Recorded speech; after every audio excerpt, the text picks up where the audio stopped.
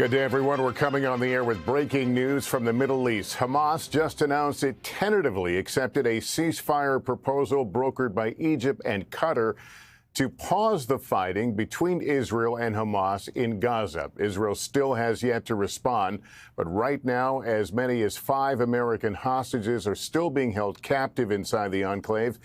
It's unclear how many hostages there are in total who are alive. It all comes as Israel threatens to launch a major operation on Rafah, the southernmost city in Gaza, where more than 1 million Palestinians are sheltering after more than 7 months of war. Let's go straight to our chief foreign correspondent, Richard Engel. Richard, what do we know about this proposal and who has signed on to it? So there is already a visible response in Gaza. People are on the streets. They are singing. They are dancing. They believe that this is the start of a ceasefire, that it's the start of a truce.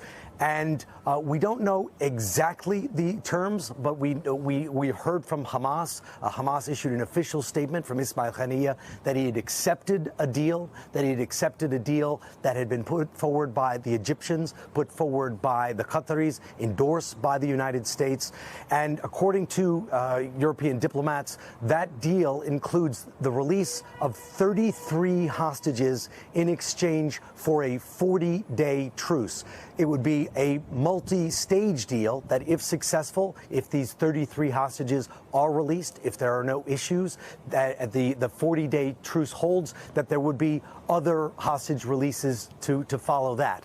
But that is the framework of the deal that we understand. We are still awaiting a response from the Israeli government to see if they are going to accept it. And this came, Lester, as you were saying, right at the 11th hour. There had been efforts for the last week, intense efforts to achieve this deal. Those talks stalled over the weekend. And then this morning, it looked like Israel was going to go ahead with a long-threatened advance on the city of Rafah. Israel dropped leaflets on Rafah. It ordered about 100,000 people to evacuate, saying that military operations were imminent. And Israel had already begun to bomb parts of Rafah. And as that bombing campaign was intensifying, we see this statement from Hamas agreeing to the terms of this multi-stage deal. Now we are waiting for a response from the Israeli government. According to the Israeli government, there are 128 hostages kidnapped on October 7th by Hamas in Gaza. They include 109 men, 19 women, and according to the Israeli government, 35 of those hostages are believed to be no longer alive, leaving 93 hostages believed to be still living. All right, Richard, I'll ask you to stand by. Let me bring in our chief foreign affairs correspondent, Andrea Mitchell. Andrea, when we say Hamas has agreed, is the understanding that is both wings or the various wings of Hamas?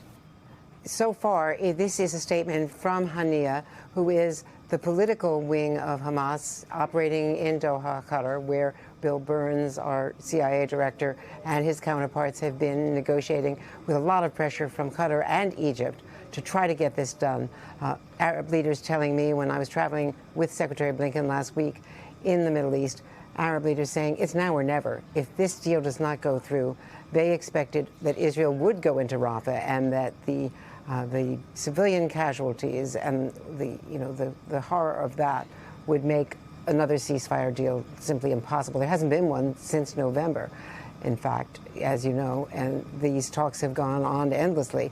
The problem is that we have not yet heard from Yahya Sinwar. He is the militant. He is the mastermind, the believed mastermind of October 7th, of the massacre. And all sides, military, the intelligence, all believe that he is underground inside Gaza, probably in Rafah, but they don't know from how he moves in that complex of tunnels. So he has not been heard from. The question is Haniyeh speaking for him or only speaking for himself? And that has to be clarified. Israel is going to want to get clarification about that. Was Israel about to go into Rafah despite U.S. objections? The Prime Minister speaking to President Biden just about an hour or so ago. That's not clear. We know that Mr. Biden again reiterated his objections to them going into Rafah. I've been told by officials in the U.S. that they do not feel that they have either an adequate military plan and, even more urgently, they do not have a plan to relocate the 1.4 million people there, 1.2 million of whom are displaced people. But that relocation began today with the leaflets from Israeli planes, as well as warnings to begin to move out. So again, they were being told that they could move. They needed to move to a safe zone. People who really don't have a way of moving very easily. Many people living in tents, having basically no shelter, and a desperate situation without food, water, and fuel or cell phones. Andrea, you talked a moment about U.S. pressure, international pressure on Netanyahu. What kind of pressure has he been facing internally to get a deal done with Hamas and begin getting hostages home? Lester, that's such a critical question, because within the last couple of weeks, the importance of getting the hostages out has taken primary political public opinion, let's say, has moved importantly from getting Hamas out, defeating those last 4 battalions, to getting the hostages back. And I am told that there are still hostages alive inside Rafah. All right, Andrea Mitchell. Andrea, thank you. That concludes this NBC News special report. We'll have much more ahead on our streaming network, NBC News Now, online at NBCnews.com, and a full wrap-up when I see you for NBC Nightly News. I'm Lester Holt in New York. Good day, everyone. Thanks for watching. Stay updated about breaking news and top stories on the NBC News app, or follow us on social media.